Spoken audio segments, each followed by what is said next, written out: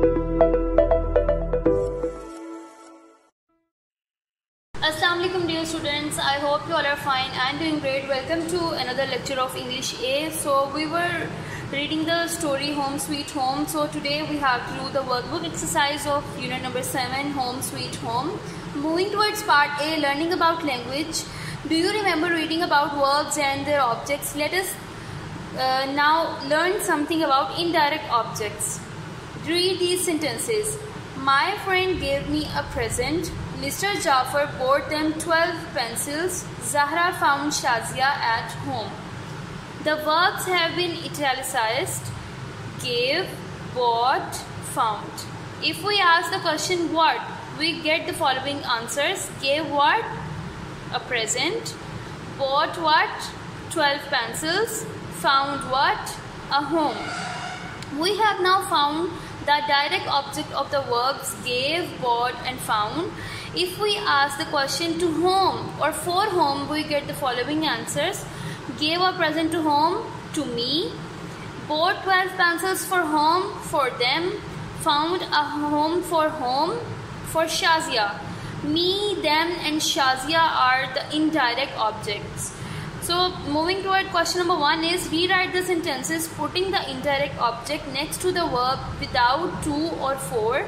For example, buy the pencils for me. Buy me the pencils. The first sentence is Ramiz, please give these books to Mr. Kamal. Ramiz, please give Mr. Kamal these books. So students, as you see, we do not use to or for in the given sentence. We make a sentence without using to or for. So the next sentence is nurse, please take these medicines to the patient. Nurse, please take the patient these medicines. She has sent the reports to the parents. She has sent the parents the reports. I asked the artist to paint a picture for me. I asked the artist to paint me a picture. The young mother read a story for her child. The young mother read her child a story. Please bake a cake for the children. Please bake the children a cake.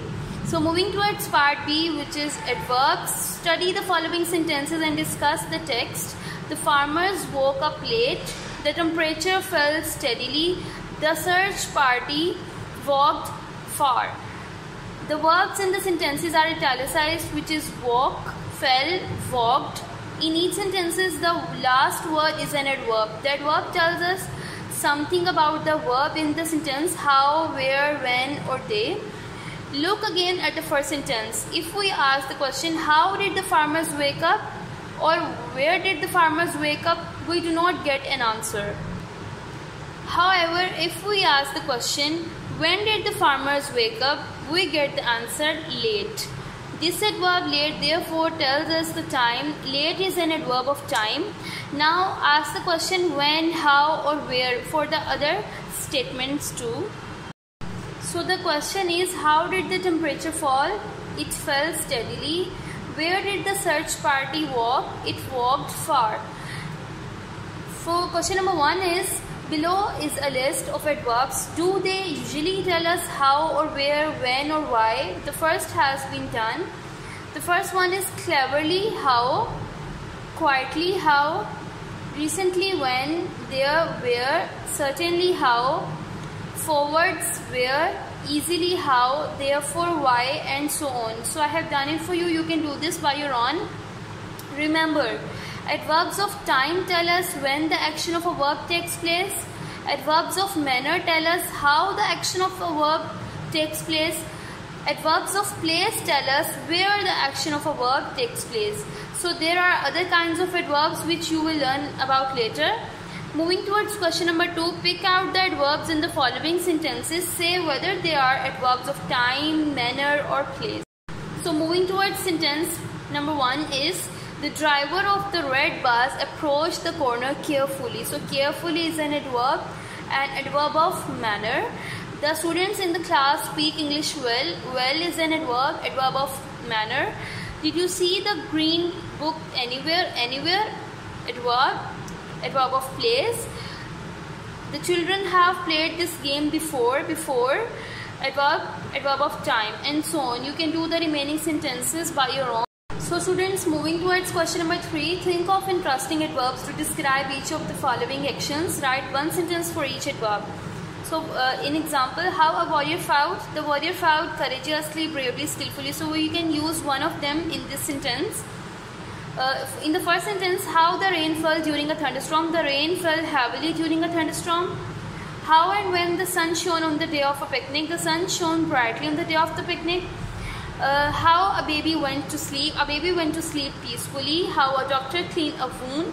A doctor cleaned a wound carefully, and so on. You can do the remaining sentences by your own. So moving towards part C, homophones. So students, do you know homophones? Homophones are basically the words with the same pronunciation but different spellings.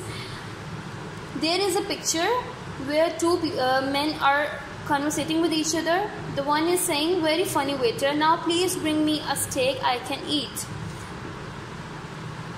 Diner, very funny waiter, now please bring me a steak I can eat. There is one spelling mistake in each of the following sentences. The word not spelled correctly in each case is a homophone. This means that there is another word which sounds like it, but it is not spelled in the same way. For example, steak, steak. So the pronunciation of both these words is same, but the spellings are different and the meanings are different too. Question number 1 is rewrite the sentences replacing the misspelled words with the correct ones. First sentence is the farmer tied his cow to a stiff stake in the yard. The farmer tied his cow to stiff stake, S-T-A-K-E, in the yard. So the spelling of stake is different in both sentences. The other one is the children were not allowed to enter the hall. The children were not allowed to enter the hall. Allowed, A-L-L-O-W-E-D. When the principal arrived, he spoke to the children. When the principal arrived, he spoke to the children. P-R-I-N-C-I-P-A-L, principal. So the spellings are different. So you can do the remaining sentences by your own. Moving towards part D, speech practice. Learn this funny poem. Say it aloud. A fly and a flea in a flue were imprisoned, so what could they do? Said the fly, let us flee. Let us fly, said the flea. So they flew through a flaw in the flue. So you can practice this speech, this poem by your own. Moving towards part E, vocabulary, dictionary work. Question number 1 is write the nouns which may be paired with the following verbs. Agree, agreement. Believe, belief. See, sight. Invite, invitation. Prove, proof. Weigh, weight. Beg, beggar. Defend, defense. Pack, package, and so on. You can do this by your own. Moving towards question number 2, write the noun which goes with each of the following adjectives. Danger, dangerous. Glory, glorious. Pakistan, Pakistani. So we have given the adjectives. We have to write down the noun of these adjectives. Friendly is an adjective, and we have to write a noun which is friend. Expense, expensive. Life, lifelike, and so on. You can do the remaining by your own. Question number 3 is now fill in the blanks with appropriate nouns chosen from the two list above. The first one is the two countries agreed to exchange ambassadors. The dash was signed by the two prime ministers. Agreement. We could not find an empty dash in the auditorium. Seat. My mother bought the scarf cheaply at a dash. Sale, and so on. You can do the remaining sentences by your own. So students, this is your lecture for today.